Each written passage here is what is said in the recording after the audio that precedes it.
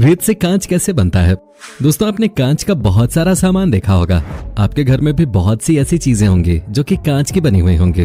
कांच इतना नाजुक होता है कि जरा सी ठोस लगने से ही या तो टूट के बिखर जाता है या फिर उसमें दरार आ जाती है। लेकिन आखिर ये कांच बनता कैसे है? ऐसी क्या चीज होती है जिससे कि कांच को बनाया जाता है? आपको जानकर हैरानी होगी कि रेत से कांच बनता है। जी हाँ दोस्तों, आप सही सुन रहे हैं, रेत से कांच को बनाया जाता है। लेकिन ये कोई मामूली रेत नहीं होती है। तो आखिर ये कौन सी रेत होती है? आज के इस वीडियो में हम जानने वाले हैं कि वो कौन सी रेत होती है जिससे कि कांच को बनाया जाता है और किस प्रकार से रेत से कांच को बनाया जा सकता है। इसका पूरा प्रोसेस हम आपको आज की इस वीडियो में बताने वाले हैं। तो बने रहिए हमारे साथ इस वीडियो के अंत तक, क्योंकि इसमें हम आपको दिखाएंगे छोटे से छोटे स्टेप कांच बनाने की, वो भी रेत से। तो चलिए बिना देर किए वीडियो को शुरू करते हैं। और दोस्तों, वीडियो शुरू करने से पहले मेरी आप सबसे रिक्वेस्ट है कि अगर आपने हमारे चैनल को अभी तक सब्सक्राइब नहीं किया है तो इसे अभी कर लें। साथ ही इसके बगल में लगे उस बेल आइकन को भी जरूर ऑन कर लें ताकि हमारी इसी तरह की वीडियोस की नोटिफिकेशंस आप तक सबसे पहले पहुंचती रहें। तो चलिए शुरू करते हैं। जैसा कि हमने आपको बताया दोस्तों, कांच सिर्फ रेत से ही बनाया जा सकता है। लेकिन ये रेत एक ऐसी रेत होती है जिसमें सिलिका की मात्रा बहुत अधिक होती है। ऐसी रेत जिसमें सिलिका की मात्रा 99% होती है, उसी से कांच को बनाया जा सकता है। इसके साथ ही इसमें और भी कुछ ऐसे तत्व मिलाए जाते हैं जिनकी मदद से कांच बन के तैयार होता है।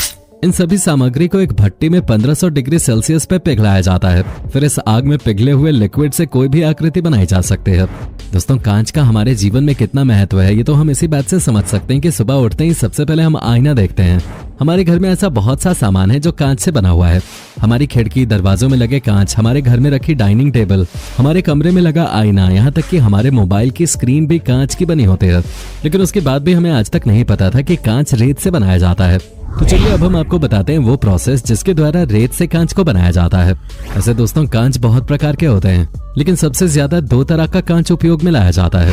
पहला कांच होता है ट्रांसपेरेंट ग्लास, जो कि हम घरों में इस्तेमाल की जाने वाली चीजों में उपयोग में लाते हैं, जैसे कि कांच की बोतल, बर्तन, ग्लास, खिड़की, दरवाजों में लगे ग्लास आदि। यहाँ तक कि इसी सिंपल ग्लास से शीशा भी बनाया जाता है, जिसे कि हम रोज इस्तेमाल करते हैं। दूसरे प्रकार का ग्लास होता है स्पेशल ग्लास। इसका इस्तेमाल कुछ खास तरह के कांच को बनाने के लिए किया जाता है। बुलेट प्रूफ ग्लास भी स्पेशल ग्लास का इस्तेमाल करके ही बनाया जाता है।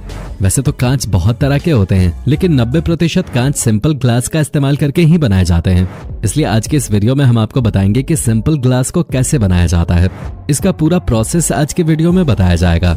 सिंपल ग्लास को बनाने के लिए सबसे पहले 75% रेत, 15% सोडियम ऑक्साइड और 10% चूने का इस्तेमाल किया जाता है। इन तीनों तत्वों को आपस में मिलाकर एक मिश्रण तैयार किया जाता है, जिसमें इस मिश्रण को रिसाइकल करने के लिए कांच के कुछ टुकड़े भी मिलाए जाते हैं।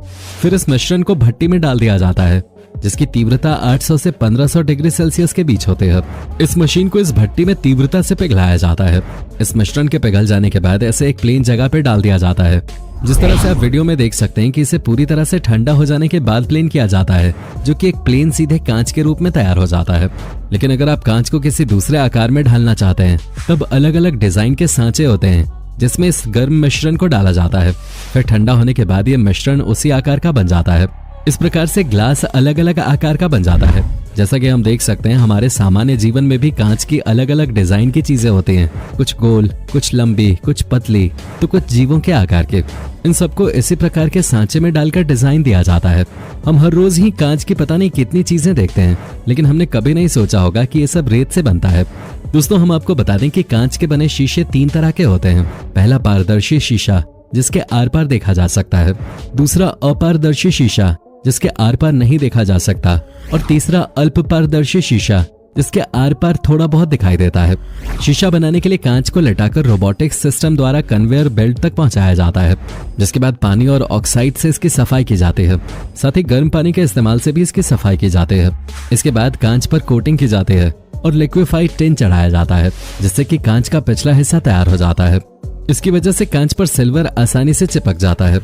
सिल्वर को लिक्विड फॉर्म में कांच पर चढ़ाया जाता है, जिसमें कुछ और तत्व भी शामिल किए जाते हैं और कुछ केमिकल भी उपयोग में लाए जाते हैं, जिससे कि सिंपल कांच आईने में तब्दील हो जाता है। इसके बाद इस पर कॉपर की डबल कोटिंग की जाती है, जिससे कि कांच काफी मजबूत हो जाता है और लंबे समय तक चलता है।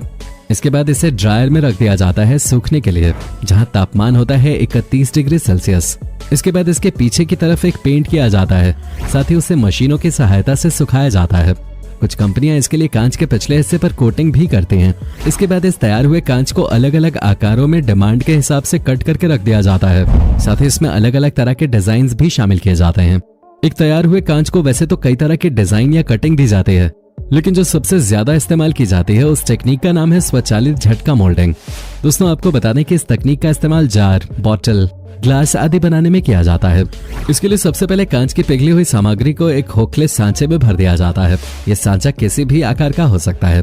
इस सांचे की आंतरिक सतह पर वही आकार होता है जो कि हम कांच को देना चाहते हैं। इसमें हम पिघले हुए कांच को सांचे में डालते हैं, तब मोल्डिंग होना शुरू हो जाती है। फिर मोल्डिंग के बंद होने का इंतजार किया जाता है। जब एक बार मोल्डिंग पूरी होकर बंद हो जाती है, तब इस सामग्री को सांचे की दीवारों के अनुकूल बनाने के लिए हवा का प्रवाह छोड़ा जाता है। जब पिघला हुआ कांच ठंडा हो जाता है, तब सांचे को खोलकर कांच के सामान को बाहर निकाल लिया जाता है और जैसा कि सांचे का आकार होता है वैसे ही आकार में कांच बनकर बाहर आ जाता है। दोस्तों कांच का आविष्कार मिस्र में लगभग 2500 साल ईसा पूर्व किया गया था। पहले इसका इस्तेमाल साज सज्जा की चीजों में किया जाता था, लेकिन उसके बाद कांच के बर्तन भी बनाए जाने लगे।